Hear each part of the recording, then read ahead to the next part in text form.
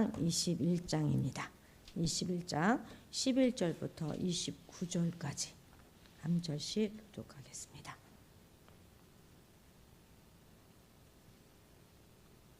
21장 11절부터 29절까지입니다. 그의 성읍 사람 곧 그의 성읍에 사는 장로와 귀족들이 이세벨의 지시 곧 그가 자기에게 보낸 편지에 쓴 대로 하여 금식을 선포하고 나봇을 백성 가운데 높이 앉히매 때에 불량자 두 사람이 들어와 그의 앞에 앉고 백성 앞에서 나봇에게 대하여 증언하여 이르기를 나봇이 하나님과 왕을 저주하였다며 무리가 그를 성읍 밖으로 끌고 나가서 돌로 쳐 죽이고 이세벨에게 통보하기를 나봇이 돌에 맞아 죽었나이다 하니 이세벨이 나봇이 돌에 맞아 죽었다 함을 듣고 이세벨이 아합에게 이르되 일어나 그 이스라엘 사람 나봇이 돈으로 바꾸어 주기를 싫어하던 나봇의 포도원을 차지하소서. 나봇이 살아있지 아니하고 죽었나이다. 아합은 나봇이 죽었다함을 듣고 곧 일어나 이스라엘 사람 나봇의 포도원을 차지하라 그리로 내려갔더라. 여호와의 말씀이 드셉 사람 엘리야에게 임하여 이르시되 너는 일어나 내려가서 사마리아에 있는 이스라엘의 아합 왕을 만나라. 그가 나봇의 포도원을 차지하러 그리로 내려갔나니 너는 그에게 말하여 이르기를 여호와의 말씀이 내가 죽이고 또 빼앗았느냐 하셨다 하고 또 그에게 이르기를 여호와의 말씀이 개들이 나봇의 피를 핥는 곳에서 개들이 내 피 곧 내 몸의 피도 핥으리라 하였다 하라.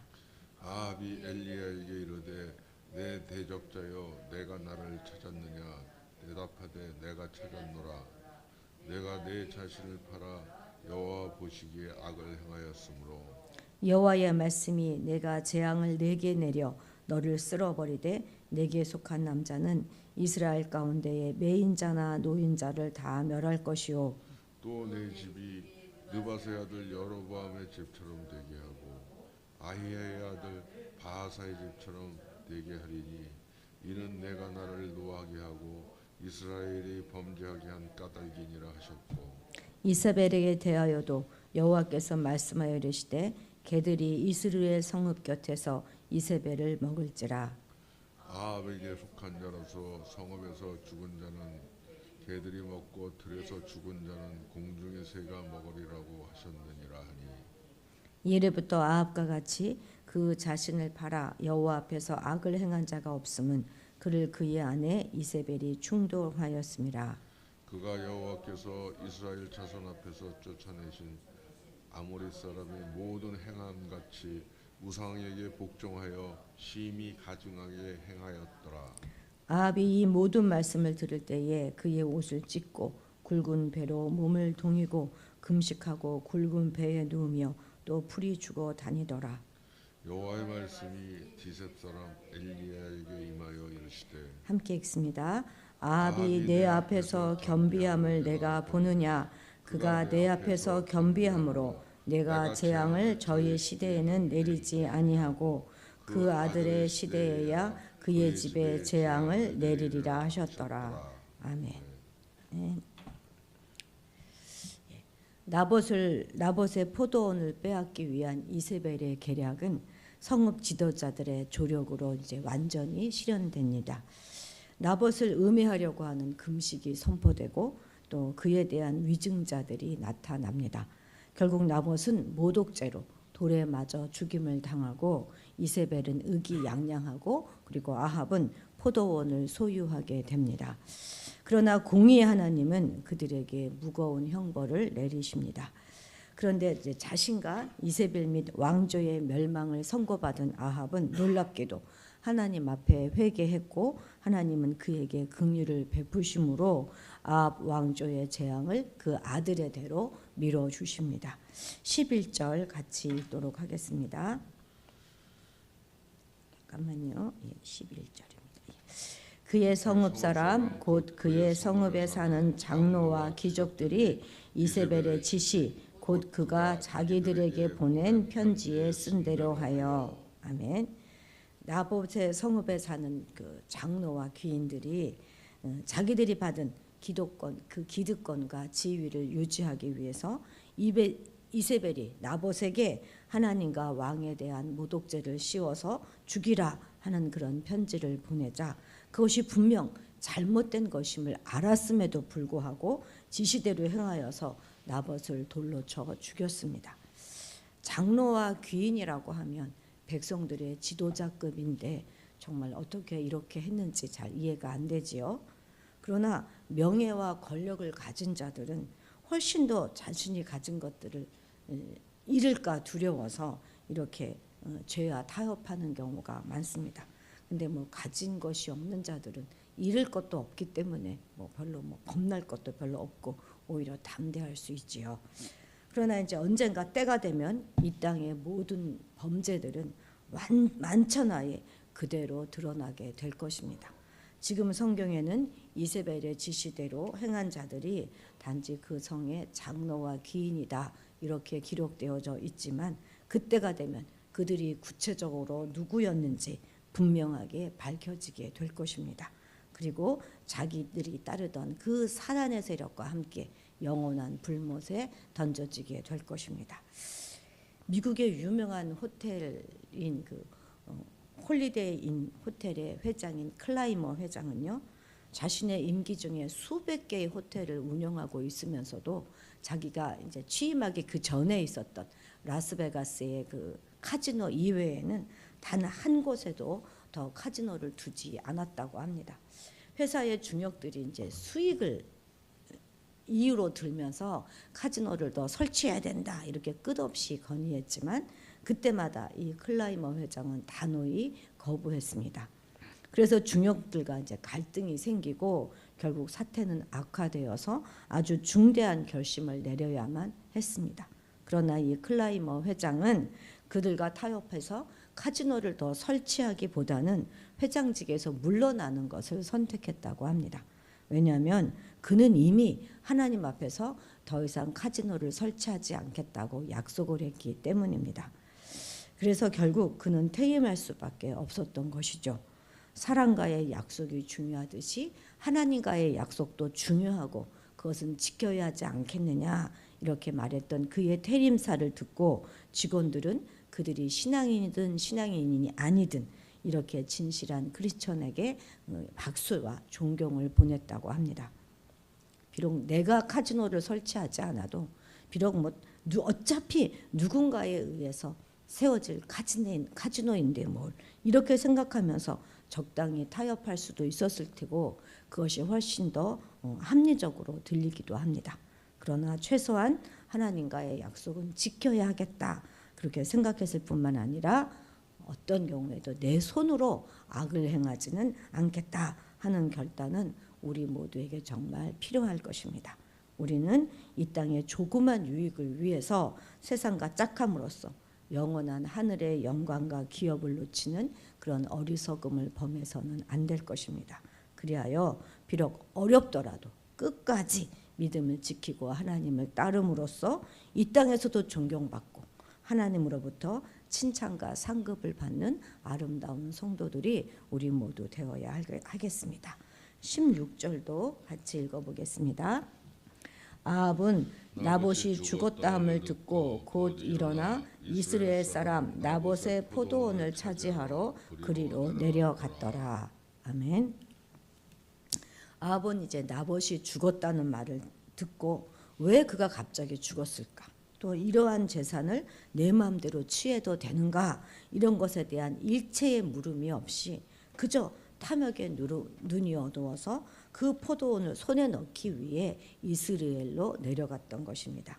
말하자면 그는 옳고 그름에 대한 의식이 전혀 없었고 오직 탐나는 것을 갖겠다 하는 그런 욕심밖에 없었던 것이죠. 그러나 과연 이를 손에 넣었다고 해서 그가 행복해졌겠습니까? 불행하게도 아합은 이 포도원을 자기 정원으로 삼아서 즐거움을 누리지도 못했습니다. 오히려 이로 인해서 하나님의 엄중한 심판을 받았을 뿐입니다. 아합은 불의한 방법으로 나봇의 포도원을 빼앗아서 자기의 정원으로 삼은 지 불과 1, 2년밖에 되지 않아서 하나님의 심판을 받음으로써 불의한 일을 취한 대가를 죽음으로 갚아야만 했습니다. 이를 통해 우리는 오늘 무엇을 배울 수 있겠습니까? 우리 눈앞에 그것이 재물이든 권력이든 그 어떤 이익이 있을 경우에 무조건 그것을 취하기보다는 먼저 이것이 바르고 정당한가 하는 것을 깊이 생각해 보아야 하는 것입니다. 하지만 오늘 이 땅에서는 이와 정반대로 이익이라면 물불을 가리지 않는 사람들이 너무나 많습니다. 즉 개같이 벌어서 정승같이 쓰면 된다. 그런 생각으로 이익이라면 수단과 방법을 가리지 않고 먼저 취하는 것이 상책이다 이렇게 생각하는 것이죠. 그래서 심지어 성도들 가운데서도 이런 논리를 앞세워서 무조건 많이 벌어서 하나님을 위해 쓰면 된다 이런 사람들도 있습니다.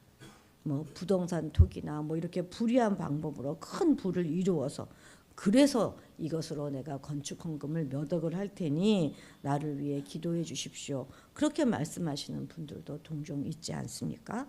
그러나 성경은 이렇게 우리에게 가르쳐주고 있습니다. 신명기 23장 18절 말씀 함께 읽겠습니다. 창기가 번 돈과 개 같은 자의 소득은 어떤 서원하는 일로든지 내 하나님 여호와의 전에 가져오지 말라. 이들은 다 내 하나님 여호와께 가증한 것임이니라. 아멘. 이뿐이 아니라 욥기에서는요.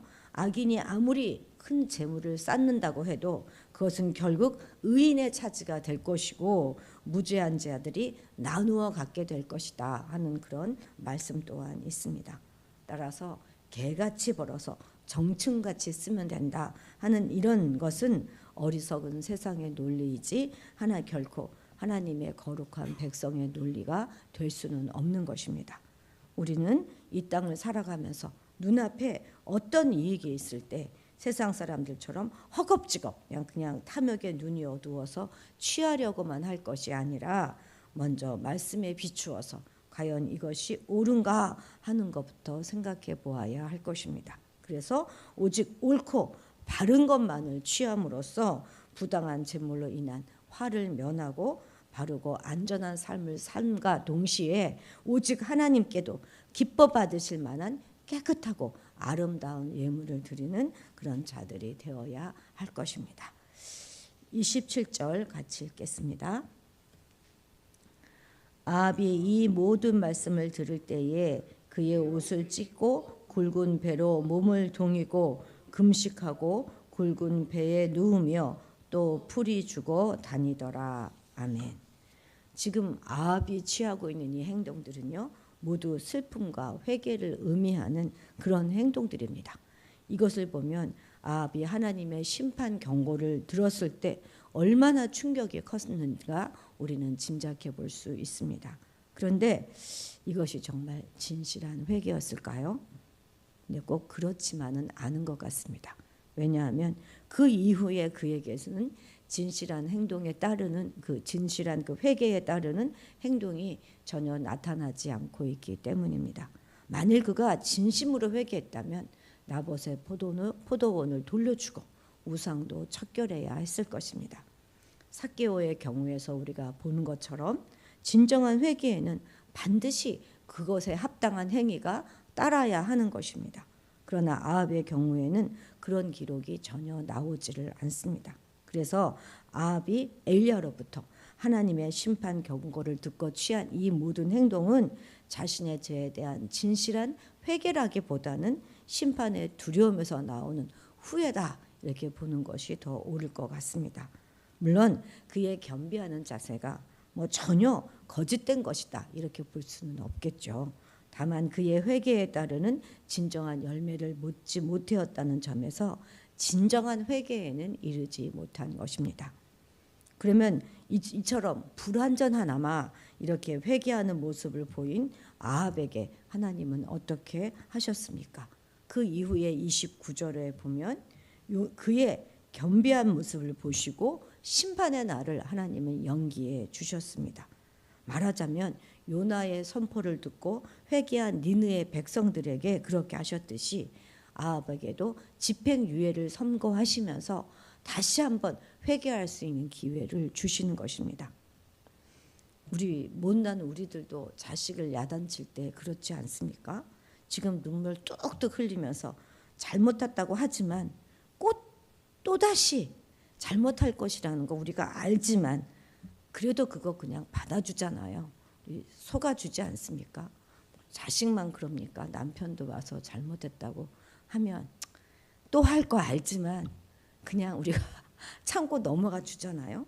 우리도 그렇게 하는데 하물며 하나님은 어떠하시겠습니까? 하나님은 정말로 우리의 회개에 목이 마르신 분이십니다. 우리는 이러한 것들을 통해서 두 가지를 좀 기억해야 할 것입니다. 첫 번째는 우리 또한 실수를 범한다 할지라도 끝까지 포기하지 말고 회개함으로써 하나님 앞으로 나아가야 한다는 것입니다. 왜냐하면 하나님은 우리가 저지른 과거의 잘못보다는 오히려 지금 흘리는 회개의 눈물을 더 귀하게 보시는 분이시기 때문에 그렇습니다. 두 번째는 주님의 재림에 대하여 우리가 조급하게 생각하지 말아야 한다는 것이죠.